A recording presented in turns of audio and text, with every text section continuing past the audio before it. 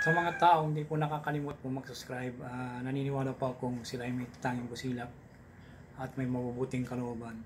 Saan man kayo naroon sa iba't ibang sulok ng mundo, sana kayo palaging malakas at malayo sa sakit sa araw-araw. Palang umaga, tanghali, gabi sa inyo lahat. Sa mga bago na ngayon lamang po nakatuklas ng aking YouTube channel, Liwangan ng Pangasinan, muna po kayong magtubiling pindutin ng subscribe, like, and share. Pakipindot na rin po ang bell icon para palagi po kayong updated sa aking may susunod na video. Pagkakalob ko po sa inyo lahat ng aking mga nalalaman po ng panggamot spiritual at physical na karamdaman. At lahat ng panggamot na mga orasyon na dito po lamang pumututuklasan sa Liwangan ng Pangasinan. Pakatandaan po lamang, gamitin po lamang sa kabutihan, huwag sa kasamaan. Gamitin upang makatulong sa mga taong nangangailangan po. At ikisala po, huwag po kayo makalimot pong tumulong sa mga taong hinihingap po sa hirap ng buhay.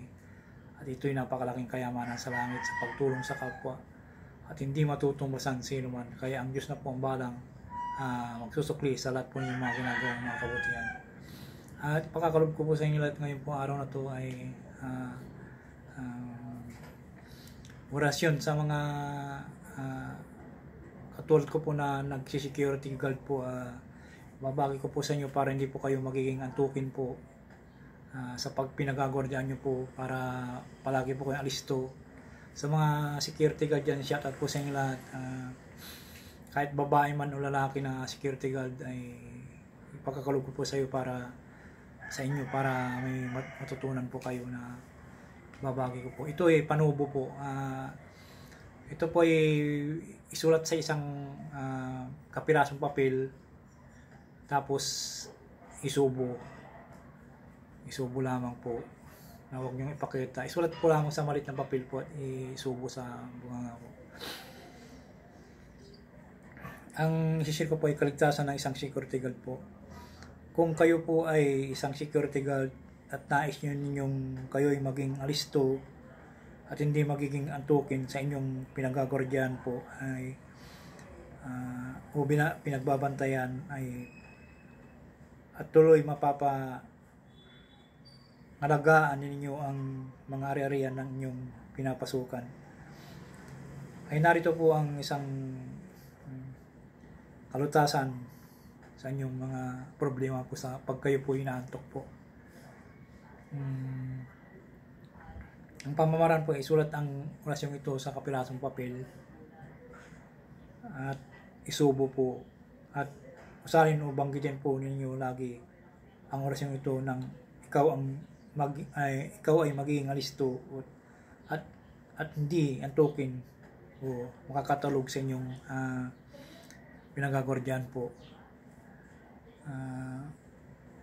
Sa lahat po ng mga security guard po, ibabagi ko po sa inyo ito para hindi po kayo, kung halimbawa po ang pinagkukunan nyo po ay pinagagordyan nyo po ay nagagordyan po kayo sa gabi, at marami po na mga security guard po kahit babae po ay nagagordya po sa gabi, tapos kung di pumasok po yung kasama nila, gustong-gusto nila po yan na makapag-sideline po sila.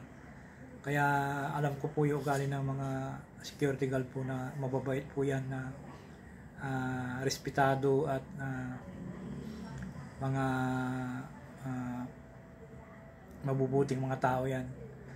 At palagi po nagpapakumbaba, kahit na nahihirapan na po, hindi po nagpapalata po sa inyo na nakatayo, isang araw yan nakatayo, tapos hindi siya makaupo. Kung mga sa secure sa mga bangko po ng mga security guard po, ibabagi ko po sa inyo para hindi po kayo maging antukin at nalisto po sa inyong mga pinagagordyan po. At tulong ko na rin po sa inyo para palagi po kayong hindi po antukin at nalisto po. Ang pamamaraan po ay isulat nyo po sa papel, kapirasong papel lamang po, tapos isubo at usalin po yung orasyon po ng 3 beses po. Huwag nyo lunukin po, basta ilagay nyo lamang po sa kanya po. Masalo sa panggabi po, mahirap po yung panggabi na naantok ka talaga. May oras time na po na antukin ka. Wala pong po dito pag nag-security ka na gagordya ka po, ay wala pong time na po. May oras po na antukin ka talaga, na bigla ka na lang idlip sa akala ng iba kasi yung mga security guard po ay call lang po, magaan po. Hindi po. Ang isip mo ay naglalakad po yan na kupan po, tapos hindi ka makaupo, hindi ka makalakad-lakad na pag nagro-robing ka po, ayan lang po, magro-robing ka, maglalakad-lakad ka po. Hindi ka makaupo at palagi ka po sa binabantayan mo yung gate para wala pong nakapasok.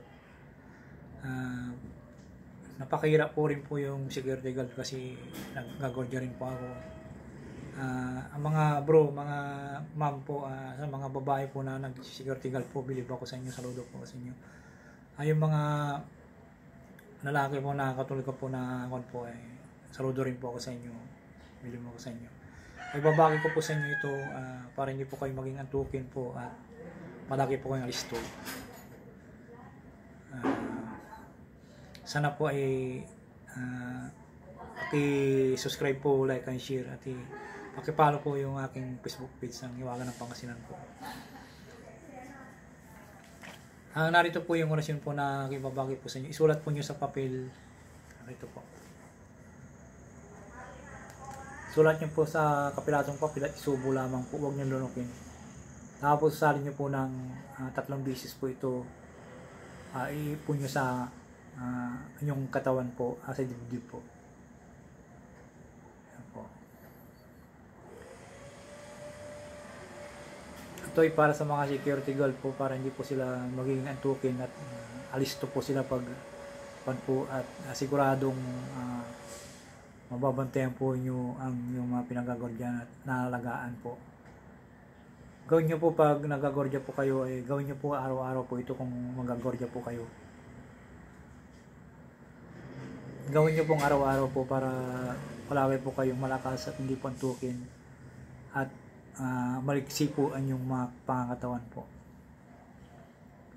Ang paggawa po nito ay yung nasa puso at isipan lamang po at tiwala sa sarili at tumingin ng gabay sa Diyos ang makapangyarihan sa lahat para gabayan po kayo sa inyong ginagawa.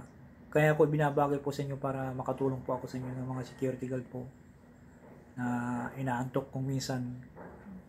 Ibabagay ko po sa inyo para may kon po kayo. Tumutok lamang po kayo dito sa Hiwaga ng Pangasinan po at marami po kayo ibabagay sa inyo. Maraming salamat po sa inyo lahat. Shout out po sa inyo lahat.